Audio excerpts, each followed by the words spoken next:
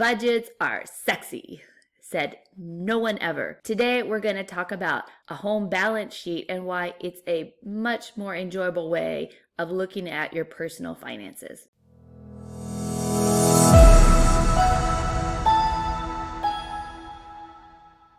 Hey, I'm Rebecca, and today we're going to look at a home balance sheet, how to do it, what it means, and why it's better than doing a budget. But first, please, it would help this channel out if you hit the like button, if you smash subscribe, even ring the bell, and continue to come back for more content. So we're going to dive into a balance sheet, which is basically the balance between things that have value, we call those assets, and things that you owe money on or liabilities, debt. When you balance the assets and the liabilities, you come up with what is called your net worth. And why I like doing a balance sheet over a budget is one, well, being on a budget is like being on a diet. It's no fun, and you're always feeling guilty about whatever you're spending money on or you're not saving. When you're looking at your net worth, the balance of what you have and what you owe, it gives you a snapshot in time of what your total net worth is, and somehow it just feels better, and it's a more comprehensive way of looking at your financial health. So let's go over, and this, by the way, it's numbers. I have a Mac. I think on PC, or if you have an Excel,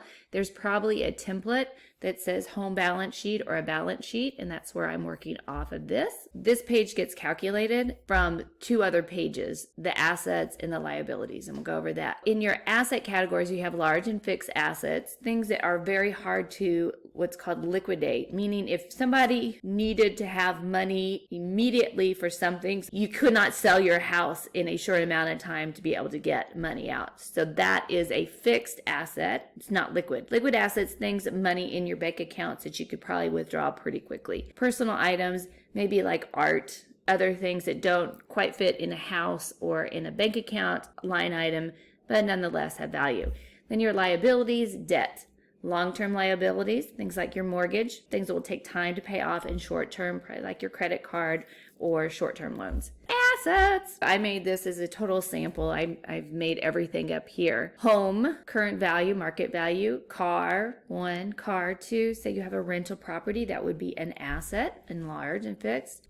Maybe I'm making up stuff, but just to get your mind going, maybe your brother-in-law needed a business loan from you, and you gave him $4,000 and he's paying it back. You don't know how long, because it's your brother-in-law, how long it's going to be till you get that money back. So I put it in the fixed assets. And this one is, I'm saying multifamily syndicate, which would be investment in an apartment complex. I put it here because a lot of times these multifamily syndicates, and I can make another video about those, your money is usually tied up for at least 5 to 7 years on a multifamily or apartment building. Mortgage note. Now, this is something that's in our portfolio. We have private lending notes on people's personal houses. We get paid monthly, and over 17 years, I believe this one is going to pay out after 17 years. Maybe you have a joint venture investment with somebody. You're not going to be able to pull that out very quickly. Maybe you have a partnership, LLC. And then in your liquid assets,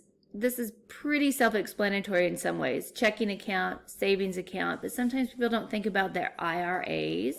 Maybe you have 2 IRAs, a SEP and a Roth. Perhaps you have a business, and the business checking, that is your portion of the business. Perhaps you own stock. Bitcoin. I had forgotten about this a lot. You might have a retirement and or a pension within your job that you can't touch. You know what? This probably should be under, now I'm looking at it, probably should be under large and fixed assets. But you know what? I'm going to leave it there, because you could touch it. If you had an emergency, you could get that money out. And then personal items might be any art you have. I put gold and silver here. Wasn't quite sure where to put it. Doesn't matter. It's your personal sheet. And rental inventory. For example, my husband has cameras that he rents out different times, so that is under the rental. All right, how do you figure out what to put in the current value? Well, in home, I like this site, Zillow. And Zillow is a pretty good site to give you an idea of the market value of your house. Of course, you'll never know how much your house is worth until you put it on the market and somebody buys it. But they do a zestimate, and they even do a range. Do they do a range? They do a range. Here we go. Estimated sales range between 340 and 376 on this random house that I pulled up in Columbia, South Carolina. I have no idea what this house is. So say you have your house and it needs some repairs, you might decide to take it in the lower range. If it's really nice, you might put it in the higher range. This is just an idea to put into your balance sheet. Car 1 and car 2. Well, what is my car worth?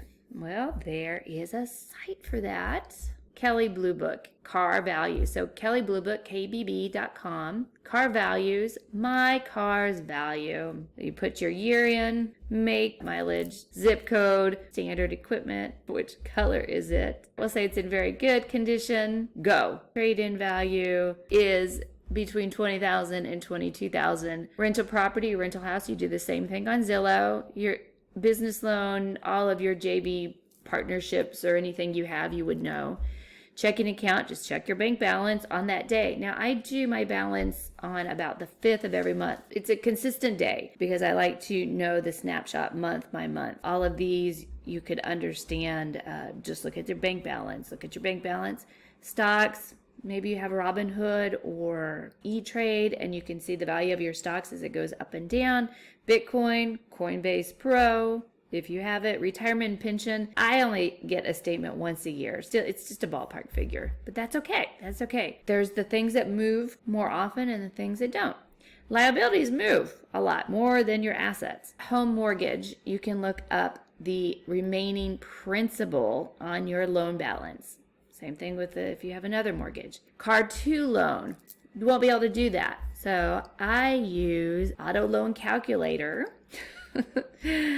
which can give you an amortization schedule. So say you, I don't know, $45,000 insured. Interest rate, I'm going to do 3. Loan term, 5 years. Start date. So this is going to be what's interesting. Start the date that your loan started, not today, because your amortization schedule will not be correct. So say you bought it in February of 2019. Calculate. This is the thing you want to look at, the amortization schedule. So I just go through each month by month and start taking down the balance. So if you're this far into the loan, where are we? And what I'm doing this video is March 2020.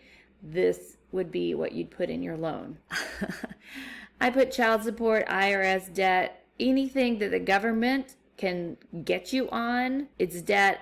I would put in long-term liabilities and pay attention to it. If you have a second mortgage or a HELOC on your home, you need to put that in there too, because that is going against the value of your home asset, right? Short-term liabilities. What I put in, because again, if the government can take it away from you, put it in your liabilities and pay attention to it. I do a running thing of the property taxes on our home. You might be paying your taxes out of your mortgage statement, and if you are, you actually don't have a liability because you're paying on it. If you're not paying them and you pay them at the end of the year, I keep a running total of it, and for me, it's last year's plus 3% divided by 12, and every month I add on to it till the end of the year. Visa, Amex, whatever credit cards you have. Deposit to renters. If you have a rental house, the deposit that you have from them is not your cash. You got to give it back, put it in your liabilities. Any kind of business loans, other stuff. This is how I do a balance sheet. I do it every month. I also put a little post-it note here because since I do it every month, I want to see the running total. And this is kind of like taking your blood pressure and knowing that you're in good health, or maybe you need to get a little healthier without the stress of being on a budget diet. So I hope this was helpful. I'm Rebecca. Thanks for joining me. I appreciate your time. I acknowledge you guys for being one of the few that takes control of your personal finances and educate yourself.